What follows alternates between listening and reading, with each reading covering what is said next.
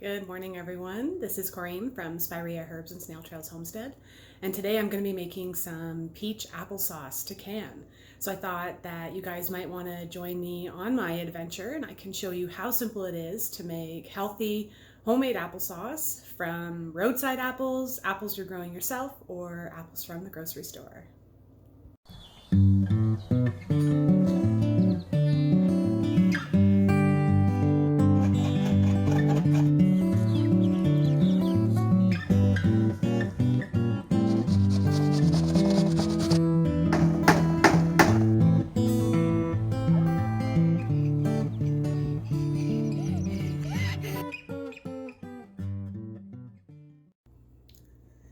So the apples I'll be using today to make my applesauce are roadside apples that my friend Corey and they're not perfect, but we're free, which I absolutely love. So these were all found along the roadside. And so I'm not entirely certain of the variety, but when you're making applesauce, it's not incredibly important to know exactly what variety you're using. Like I said, roadside apples, apples you find at your farmer's market. For applesauce, I tend to go with less expensive varieties. The Honey Crisps and the Galas, those ones I'm going to save for eating because they do tend to be a little bit more expensive. So you can use things like Fuji, Golden Delicious, Macintosh, really any apples you can get your hands on. But my only suggestion is to not really use apples that are super expensive unless you really want to. Like I said, we like to save those for eating. So the recipe I'm using calls for 4 pounds of apples, and it really does help to have a kitchen scale if you're going to be using or doing a lot of preserving or cooking. They're not too expensive and a really worthwhile investment. But as you can see, I've got about 5 pounds here. And the reason for that is I'm compensating for the fact that once these are cored and peeled, they're going to weigh less. So I add an extra pound just to make sure that I am actually getting approximately 4 pounds once I've cored and peeled all of my apples. So if you plan on working with a lot of apples, either canned apple pie filling, chutneys, applesauce, it is absolutely worth getting a corer, slicer, and peeler. This was probably the best $30 I've ever spent. I'll show you how it works in just a moment, but this little doodad here will make your life so much easier if you're working with apples. All right, so I'm using my tripod, so hopefully you guys can see this okay. This is the corer, slicer, and peeler. It comes with a little handle on the bottom here so you can actually lock it in place, and then as you can see, I can't really move it, which is perfect. The apple actually gets placed right on the end here. You pierce it through. And then all you do is turn the crank.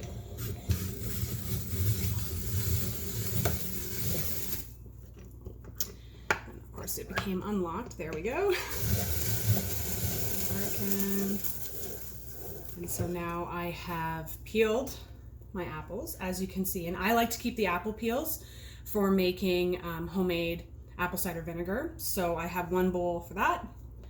Then I take my apple off and it has been sliced for me. So I'll usually go in with a knife just to chop it a bit finer so they'll break down a little easier for the applesauce. And then the core just comes right off the end. And you've got your core. So because I'm tripling the recipe, I'm working with 12 pounds of apples today. I most definitely, I'll lift the camera up. I most definitely want to use this tool because it's going to make my life so much easier and it'll be so much faster than hand peeling apples and then slicing them all and coring them. Of course, the tool's not necessary, but like I said, it's going to make your life a heck of a lot easier. So I'm going to start coring, slicing, and peeling all of my apples. And once that's done, then I'll show you what the next step is in the recipe. So if you're making one batch of this applesauce is going to yield about 8 or 9 cups, which is about, I'd say about 4 pint size or 500 ml jars, 4 500 ml jars. So I want to make about 12 500 ml jars. So that is why I've tripled the recipe. And hopefully that'll yield me about a dozen jars of applesauce. All right, so I've cored and peeled and sliced all of my apples. So remember that's 4 pounds of apples. I measured out 5 to take into consideration the cores, the weight of the cores and the peels that will come off when you're making it. So because this is a peach applesauce recipe. For every 4 to 5 pounds of apples, you're going to want to cut 2 cups of peaches, and you can keep the skins on. You can use fresh or frozen. I'm using fresh because we got them a while back and they need to be used up, so applesauce is perfect. So I'm going to do 6 cups of chopped peaches because I tripled the recipe. So that's every 4 pounds of apples, you're going to need 2 cups of chopped peaches. So as you can see behind me, I've got my applesauce simmering right now. So I'll just go over those ratios again. It's 4 pounds of apples, and remember that's 4 pounds of apples that's already been cored and peeled and chopped. So I usually measure out about 5 pounds. And for every 4 pounds of apples, you're going to want 2 cups of chopped peaches. You're also going to want half a cup of either apple cider or apple juice from concentrate, just because the pot needs a little bit of liquid. You can use water if you don't have that. So that's a half a cup. Then you're going to want 1 tablespoon of lemon juice. And it's really, really important that you use bottled lemon juice. The reason for this is that the lemon juice is added to the recipe in order to bring the acidity to a safe level for home canning. With actual lemons, you can't guarantee that exact acidity level, and bottled lemon juice is standardized, so you really do want to use the bottled stuff. So that's 1 tablespoon for a single batch, and then 2 teaspoons of ground ginger powder. Now this recipe also has a little bit of almond extract in it, but I won't be adding that because I want my kiddo to be able to take it to school, so no nuts in this one. So just quickly going over that is 4 pounds of apples to 2 cups of peaches, 2 teaspoons of ginger powder, and half a cup of apple juice or apple cider, and then 1 tablespoon of bottled lemon juice. So once the liquid at the bottom of the pot has come to a boil, you're going to want to reduce this to a more medium-low heat. And it's probably going to take at least 45 minutes for all the apples to break down. So you can cover it and then stir every 15 minutes. So once I'm at that point, I'll show you what the applesauce looks like and what the next steps are. So I keep the apple peels for apple cider vinegar, but we like to give the cores to these gals. And they are very, very happy to receive such a yummy treat. Very chatty. Oh, that's Pecky. She earns her name. So you always have to wear covered shoes. See? When you come outside. So while my applesauce is cooking, I'm starting to think about the actual canning process. So I've got my water bath canner on the stove right now. It's full and it's starting to heat up. But I also have to prep my jars. So these are canning jars. Right, so you've probably seen them before. I just like using the Golden Harvest ones because they're a little bit more inexpensive, especially for something like applesauce where it doesn't really matter if you have the shoulder as far as packing them goes. But there's been some new information released regarding the sterilization of jars. So in 2015, the sterilization procedures for canning were updated, and they're so much easier now. You used to have to boil your jars. So you would bring your canner to a full boil and you would boil your jars for 10-15 minutes to sterilize them. And so the folks who do all of the scientific research in conjunction with Ball and Bernardin, which is the same company, by the way. If you're American, you probably see it as Ball, and in Canada, it's Bernardin. So anywho, they did a bunch of research and they found that the act of water bath canning acted as a sterilization process for the jars. So basically all those years that we were boiling our jars to sterilize them, it's quite redundant. So you no longer, for water bath canning, for processing times over 10 minutes, you no longer have to sterilize your jars, which is awesome. So of course you're going to want to wash them with hot soapy water, make sure they're really clean. And often right before I'm about to fill them, I'll either run really hot water over them or I'll even boil the kettle and put boiling water over them. I do this because we're packing them with hot food, hot liquid, and you don't want the jar to crack. So we like the jars to be nice and hot and clean. The rings, you can use over as many times as you want until they rust and corrode into oblivion. So these guys you can use over and over again. Resist the urge to reuse your lids. You really do want to use a new lid every single time you can. They're not well made anymore. Unfortunately, they are meant for single use. So you have a really high chance of seal failure if you decide to reuse your canning lids. So I highly suggest getting new lids every time. The jars and the rings themselves can be reused over and over again. No problem.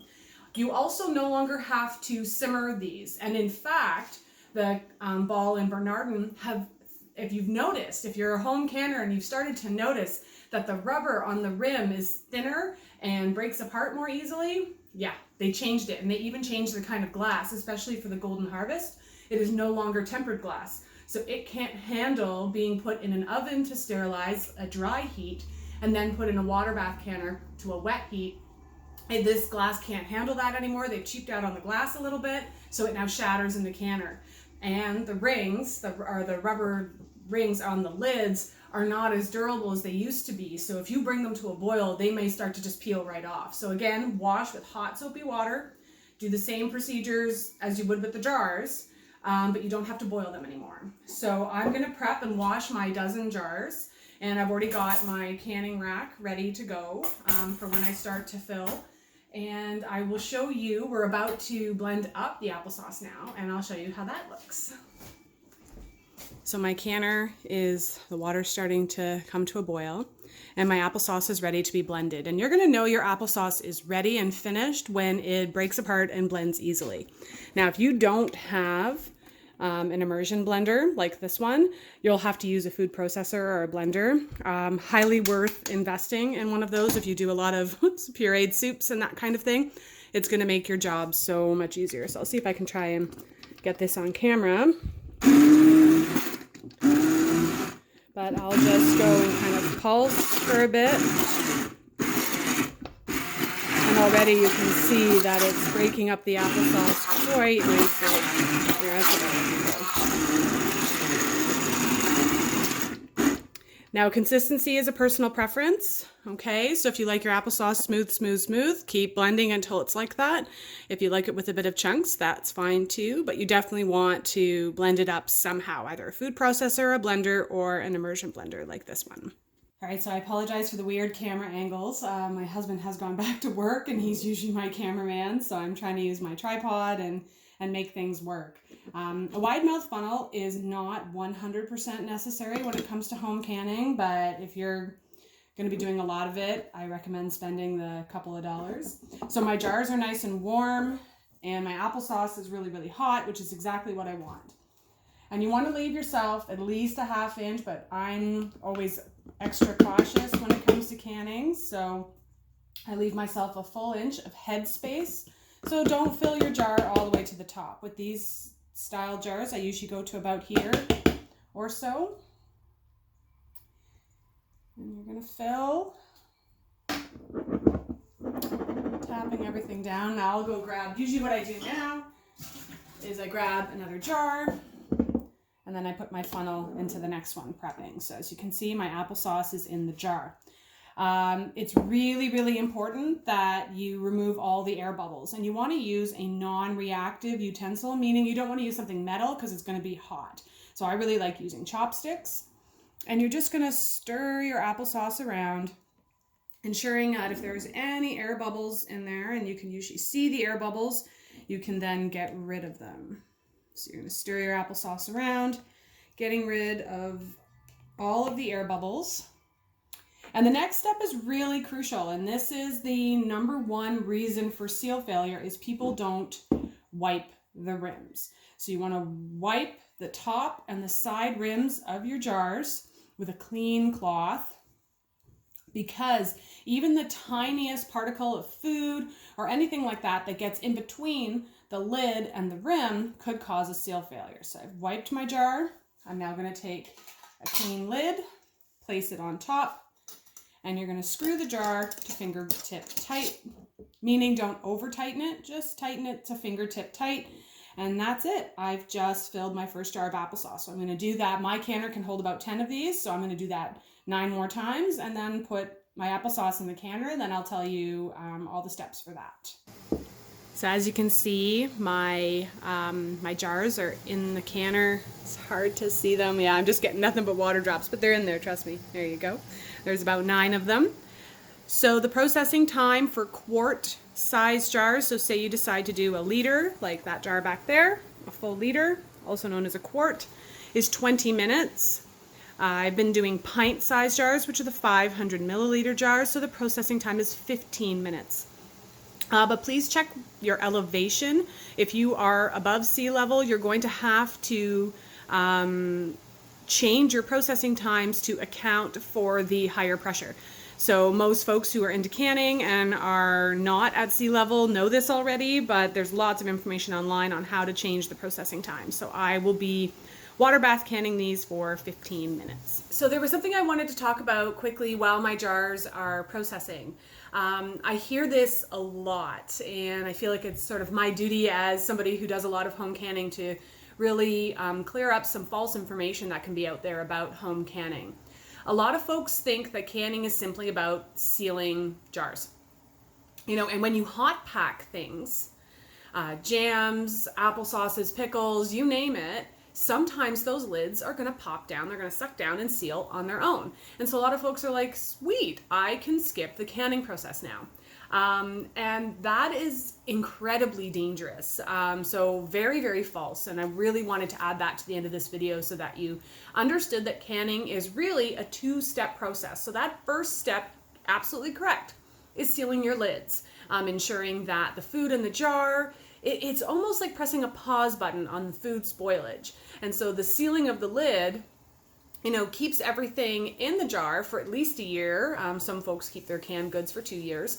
You know, it's going to keep it at a almost like a preserved, you know, frozen in time kind of state. So your lid is sealed. Beautiful. But that's only the first step of home canning. The second step is that processing time that's required in the water bath canner for high acid foods and the pressure canner for low acid foods, and it absolutely cannot be skipped.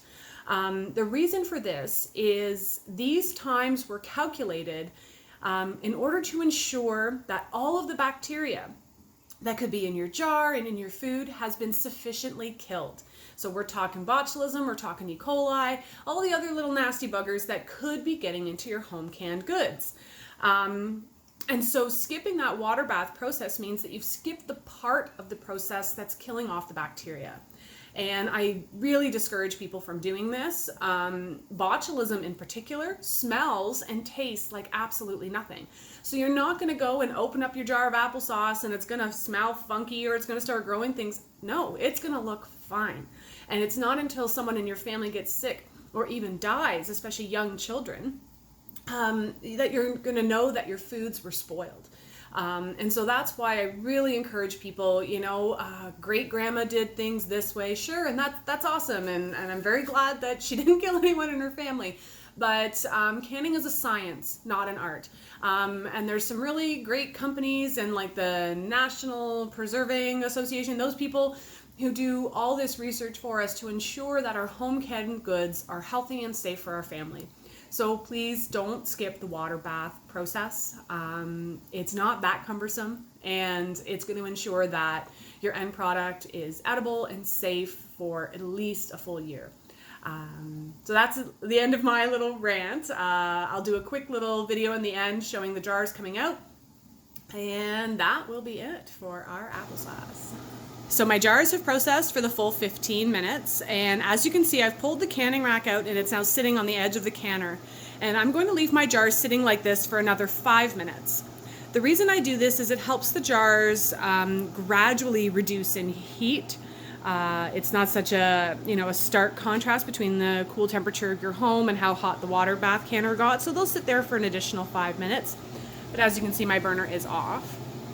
And then using my handy dandy jar lifter, I will pull out the jars, and they have to sit on the counter for a full 24 hours. So you definitely want to put them somewhere, like I'm going to put them right here, and they won't get disturbed here. Everyone in the family knows that usually that's where the canned goods go, and no one's going to touch them. So they'll sit there for the full 24 hours. But after about an hour or so, I am going to check those seals, and you should hear them start to pop. It'll make like a pop pop noise, and if you've never heard that before, it's a little jarring the first time. But after about an hour, without disturbing them too much, I am going to check the seals, because if anything doesn't seal, if you wait 24 hours, that food's garbage. Whereas if you catch it in the first hour or two, if the lids haven't gone down by then, you've got a seal failure most likely, and they aren't going to seal. So then you can pop that in the fridge once it cools off enough. So again, they're going to sit for about 24 hours. After the 24-hour period, you're going to remove the rings, wash your jars, label them properly, and store them in your pantry. So that's it for me with today's videos. Thanks so much for joining me on my peach applesauce adventure. You can follow me on Facebook, Instagram, Twitter, and all that jazz. I've got an email list as well.